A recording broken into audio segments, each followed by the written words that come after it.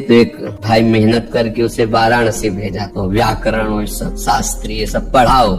जब काशी से आया तो उसको ये था कि भाई मेरा गंवार है, मैं तो विद्वान हो जाता है ना अहंकार। भविष्य ऐसे किया, पहले था कि झुक के चरण छूते तुम्हें। अब भैया कहाँ है, बहुत दिन से इच्छा थी मिलने। उनका तो खेतों में है, नदी पार है, ठीक है। तो उनका नदी पार हम कैसे जाएंगे, तो उनका कि हमें तंत्र विद्या भी सिखाई गई है, वैसे राख लियो मंत्र, बोले ऐसे नदी में डाल देना, थल की तरह चली जाओगी जल में। आश्चर्य हुआ वो जब डाल। भाई के पास गए, बोले काशी से भाई आया है।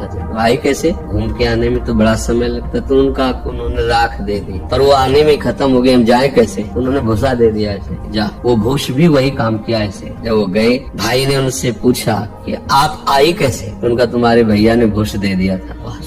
जब वो आए तो उन्होंने ऐसे किया, नमस्कार। पिता की तरह बड़ा भाई मेहनत करके उसको पढ़ाया। उसको था कि भाई मैं पढ़ा लिखा हूँ। भाई ने कहा पढ़े आए, बोले हम पहले आपसे प्रश्न करते, हमने तो तंत्र विद्या भी काशी में सीखी, उसी के फल से राख आपको दी, पर आपने क्या, आप तो हल जोतते हैं, फिर आपके भूस में कैसे। बोले एक एक चेष्टा भगवान को समर्पित करता हूँ, उनका नाम जप करता हूँ। जो तुम पढ़ के आए, मुझे बिना पढ़े सब समझ में आ रहा है। तुम अभी अज्ञानी हो, तुम्हें बिल्कुल ज्ञान नहीं। हम समझ रहे थे कि तुम वास्तविक पढ़ाई पढ़ रहे हो, नहीं। उनका आप ये कैसे कह सकते हैं कि हम अज्ञानी। आप बोलो किस शास्त्र की बात, बोले हम सीधी बात बताते हैं, विद्या विनयम ददाति। तुम्हारा विनय ही नष्ट हो गया, तुम ऐसे कर रहे हैं। पहला ही लक्षण दिखाई दे रहा है, विद्या विनयम ददाति। जो विद्वान होता है, पढ़ा लिखा, वो दैन्य होता है, तुम्हें वो है नहीं, तो क्या पढ़ाई तुमने पढ़ी। और दूसरी बात, तुम अभिमानी हो, तुम्हें अभिमान है, तो क्या तुमने पढ़ा।